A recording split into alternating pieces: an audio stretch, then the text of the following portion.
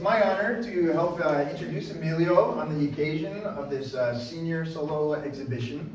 For those of you who don't know, I'm Tyler Starr. I teach drawing and printmaking classes here since 2012, time flies.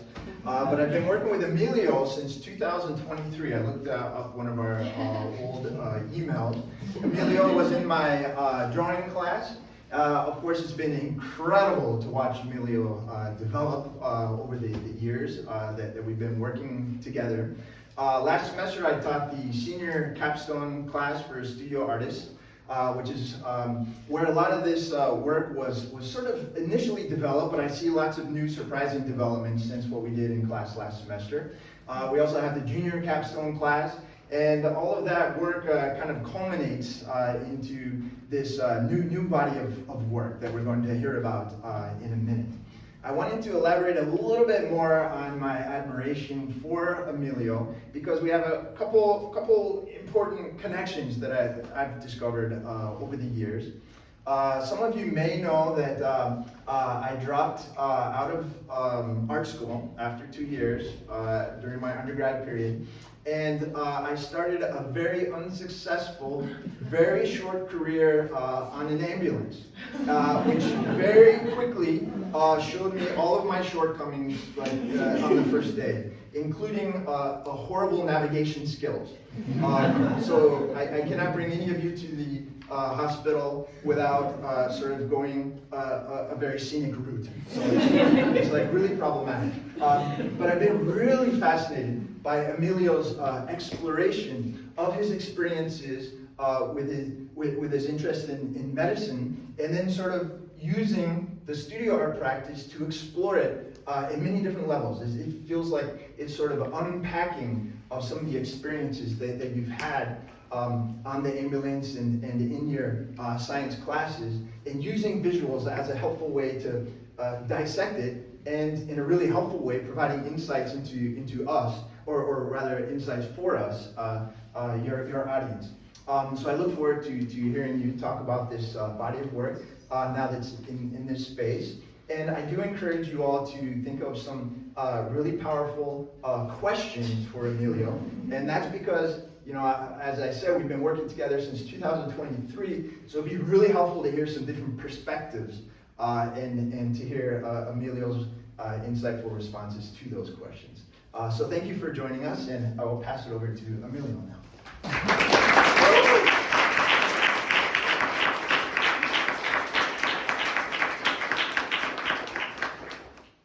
I'll try and project as much as I can, but if you can't hear me in the back, just flag me down. Remarks are on the phone. I'm not texting. Paw print wasn't working. I'm sorry. Well, thank you so much, Tyler. And thank you all so much for taking the time to be here today. I hope everyone is wearing their nicest bra. Before I talk about my work, I would be remiss if I didn't acknowledge the many people who made this work, its installation, and this wonderful reception possible. If we could just get a quick round of applause for my beautiful mother who made all of the delicious food outside.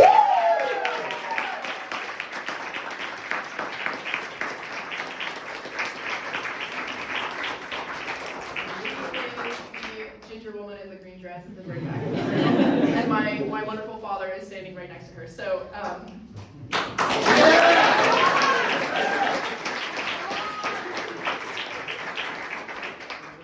I would also like to say thank you to our incredible gallery director, Leah Newman, lab technician and solver of all problems, David Sackett, gallery coordinator, Mr. Pascucci, and the team of dedicated gallery interns who facilitated and at times rescued this installation over the past few days. I'd also like to say thank you to Katie Sinclair, Tyler Starr, Court Savage, David Sackett, for educating me in painting and drawing and sculpture, and for challenging me as a young artist and creative.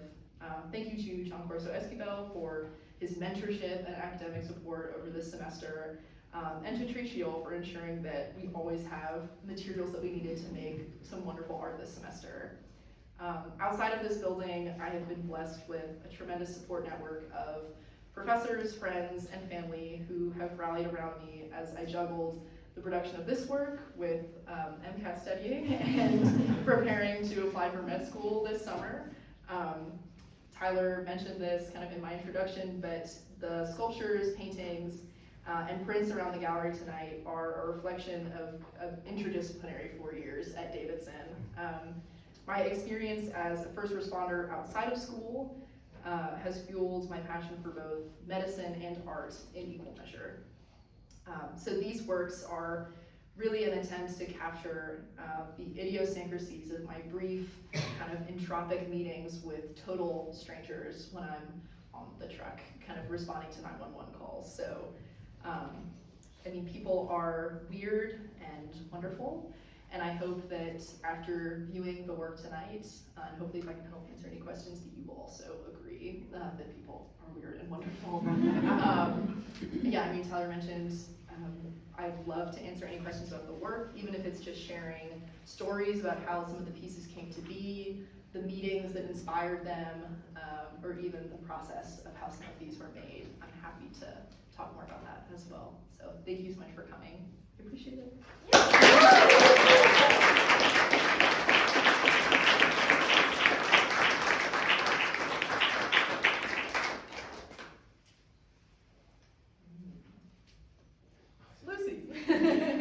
Which of these was the hardest to kind of like come up with the idea of how to capture the story you were trying to tell? That's a really good question, actually. And I think it was the piece that happened last. It's in the back corner. It's kind of the clay hands that are coming out of the wall. There's a table beneath it, and there's the text, you know, she's not hungry, next to her. This was, I guess, a reimagining of a piece I did back in junior capstone and Katie's course. This work now is really thematically and visually very different from what I was working on last year, the color palette especially. I'm not someone who normally works in like vivid hues, so the piece in the corner is maybe a sculptural take on an ink piece that I did last year. I was reflecting on the first patient I ever had who didn't make it to the hospital. And this was kind of like, I guess, my love letter to elderly population in North Carolina, particularly those in rural areas. And going in and out of nursing homes over the past couple of years, it's been really hard to conceptualize, well, how do you capture someone in their kind of fleeting moments of life? And I think that's why last year, a lot of my work was very serious and it felt very dark and it didn't feel productive. And that's why I think the vivid hues and kind of the humor inherent in a lot of these pieces are trying to balance that a little bit. Because in moments where kind of death and dying are kind of at the forefront of our mind, I think it's a much more human inclination to acknowledge and tap into the humor that's embedded in all of these moments. And the piece is called, I think, a woman of great presence, because she was like 6 feet tall, about 85 years old. And at the time we arrived on scene, and nurses kind of waved us towards the dining room to be like, yeah, she's over there, like she's not hungry, like we're not really sure what's wrong with her. And to see, I guess, someone who, you know, at one point in their life was filled with so much presence, this, you know, 6 foot tall woman, to see her kind of ignored and, you know, in a corner of a place where she's supposed to be cared for. I was like, well, how do I bring that balance in a productive way to a piece? So that piece was definitely really hard to come by. It took a couple tries. Long answer, but you know, anyone else? Yeah, Kate. Which piece here was kind of your jumping off point that inspired and gave like momentum for the rest of this project? The jacks, for sure. I think I had a kind of a wobble last semester, or I wasn't super sure the direction that my work was going to take. In the past, I'd done a lot of painting, and before that, I'd been predominantly working in sculpture. So it was the jacks pieces that really enabled me to look, I guess, beyond like the 2-dimension into a much more dynamic way. The faces that are added to the jacks and the ball are silicone copies of my wonderful friends' faces. And then I took clay versions of those, mixed up the eyes, the nose, the mouth, so each face was kind of unique. And then working with them in another dimension, like we've got like an X and a Y and a Z axis, I was able to like warp the human face a little bit more, and things felt much less literal and more interesting. So once I had these and I was looking at them and they were sitting on the table, I was like, okay, I think I can work with this. It feels like something really exciting could happen. And that definitely gave me the boost that I needed to make the rest of this work. So yeah. Yeah, Caillou. When looking at some of these art pieces, I kind of get this big sense of childhood, which is kind of big contradiction between what I think of EMTs typically as an adult, and even the name, the nicest bra, you know? So I was wondering, how did that kind of mix in with your work of basically the concept of childhood and maturity when it came to making these pieces? Yeah, it's an element that, and I think also kind of fueled the color palette. Like because I was dealing with things that felt childlike, like toys, like the Jacks and the Fisher Price toys on the back wall. The kind of like playful color palette came in too. And it's really when I'm encountering people when they're in moments of like really intense pain or fear or embarrassment, it's fascinating to see kind of what your brain blocks out and focuses on as being really important in that moment. In the case of like the toys on the back wall, like those were used in like a domestic dispute. So like we got called to the scene of like two mid-50s men who were fighting over like a Vicodin prescription essentially, and they'd done some serious damage on each other with these baby toys. Like they had like, 3-inch lacerations in their head, black eyes, that kind of thing. Injuries that you think would become, from like a blunt force object, but it's quality American plastic. Like it's an effective weapon as anything else. So in those moments of like really intense fear or anxiety, it seems like any kind of social construction of like, oh, that's a kid's toy. Like I don't want to beat up my neighbor with a kid's toy. It's like that's not important anymore, And the nice bra is, she was a mid-60s woman trying to take her to the hospital because she had a stroke a couple weeks ago. She needed to get evaluated, but she kind of halted the whole process until she put on what was essentially like a matching set of lingerie to like go to the hospital because it's her hospital trip. People prioritize really bizarre and amazing things when moments of crisis arise. So I hope that answers the question of like, yeah, sometimes things are childlike and weird. It's this regression that happens where we tap into kind of our more instinctual urges when we're scared or feeling alone, that kind of thing. Yeah. Yeah. How do you think, like in junior capstone, you were doing a lot of like ink drawings and a lot more like in the drawing space versus the sculpture space? Can you talk about how that work really informed this like work that kind of had more of a physical presence?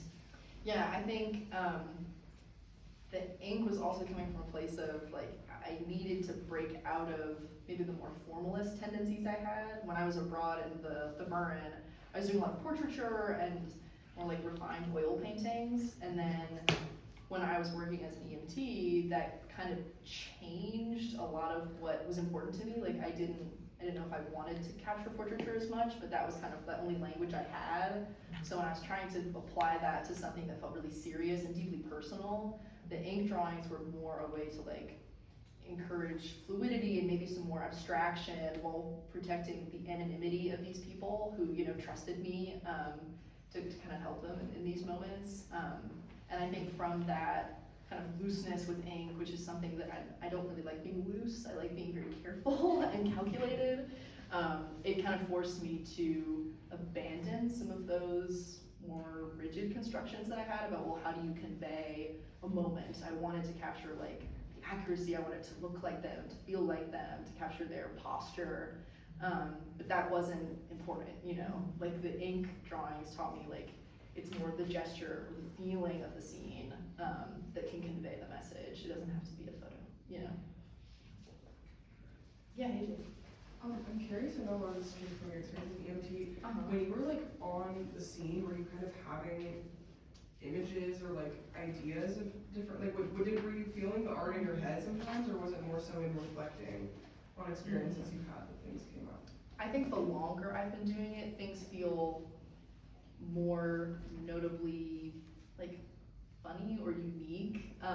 and when I say funny, I mean like maybe ironic. Like, you know, sometimes these moments are really serious and they really are not like laugh out loud funny. I'm not saying that I'm going on calls and I'm laughing at patients. That's not what I'm saying. I think the more calls I get exposed to, maybe I'm just more used to the serious element, and that doesn't feel as like pressing in the moment.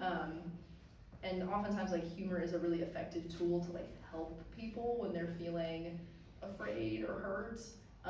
Like with this piece, this was definitely a moment where I was like, this can't be real. Like this is gonna be something I write about later. This piece is titled On Top of Spaghetti. I was performing chest compressions on an elderly man, inserted an airway. He was very elderly, the patient didn't make it. And when I took the airway out to kind of return the patient kind of to look like they're sleeping so the family can come in, I took the airway out and his dentures went flying across the room. And they bounced underneath the couch in their living room. And when you're running a code, like the place is packed with people. Like there's firefighters, career EMTs, paramedics, and I was kind of like the youngest person there. So to be laughed at by a room of like firefighters, paramedics, as I'm like army crawling underneath the furniture of the recently deceased to get their teeth back, I was like, this is gonna be entertaining. Yeah, Jacob.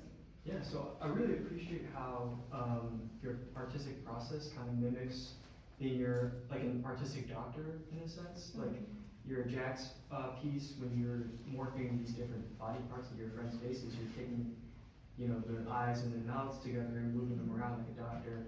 And then on the toy pieces, you're dissecting these toys, and that whole process is kind of mimicking what you do. Is there any other moments during your creative process where you found intersections between your STEM and medical studies and creative art? That's a really good question. Yeah, I mean, per Tyler's advice, a scalpel is really the best way to do a lot of fine cutting. Evie and I used a lot of scalpels this semester because they've got that like medical precision.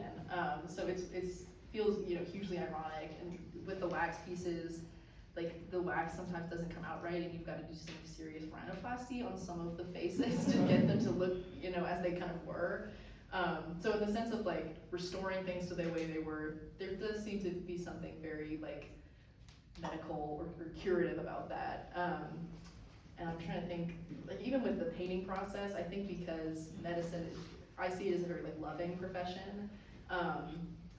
There's something that feels very like attentive and caring with even the way that like paint is applied to a canvas. It's the act of like noticing when things are off, resolving like disparate elements in a painting is kind of like, you know, resolving, you know, maybe parts of someone's like physical health that might not be working for them. I think it just trains your eyes to be a little bit more observant.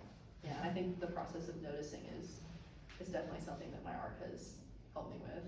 Yeah.